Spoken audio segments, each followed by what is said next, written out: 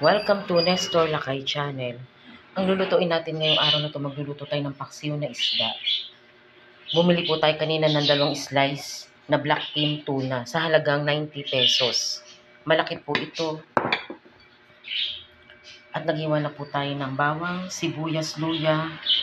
Meron tayong bell pepper at talong. Isang pirasong talong lamang po ito. Sa halagang 15 pesos sa isang pirasong talong. Ito naman po ating bell pepper at saka luya. Sa halagang 23 pesos. At may natira tayo ditong stock na sibuyas at bawang. Simple lamang po itong ating lulutuin ngayong araw na ito. Magluluto tayo ng paksiw. Sa isang maliit na kawali, nilagay ko na po sa ilalim yung luya, bawang, sibuyas, bell pepper at saka po yung talong. Natin ang asin. Ilagay natin ang isdang black fin tuna.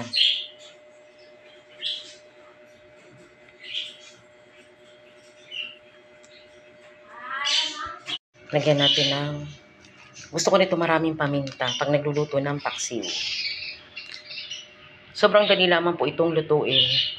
Lagyan natin ng seasoning na pampalasa. Lagyan natin ng suka.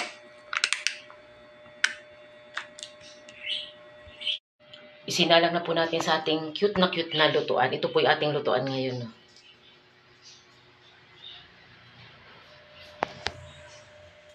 Takpan po muna natin ito. Ito po, kumukulo na po ang ating paksiw na black yero. Mabaligtarin lang po natin. Sarap po nito. Super healthy na ulam.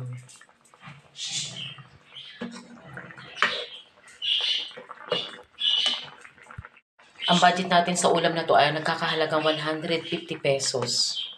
Sobrang laki naman po nitong isang piraso. At itong natira, pwede natin lagyan ng gata. Kapag gusto nating lagyan ng ng ginataan or gata, super sarap din po ito. Malakas po ito sa kanin. Paksiw na black fin tuna. Masarap at madaling lutuin. Ilang minuto at aahunin na po natin ito. Luto na po ang ating paksiw na black fin tuna. Sobrang sarap po nito. At masarap ito kaulam sa ating kanin. At meron tayong natirang pork igado. Maraming salamat po sa panonood po ng aming channel, Nestor Lakay Channel. At huwag niyong kalimutan mag-like, share, and subscribe po sa aming channel. Maraming salamat po and God bless po sa ating lahat. Madaling lutuin at masarap na ulam. Paksiw na black fin tuna. Thank you so much po.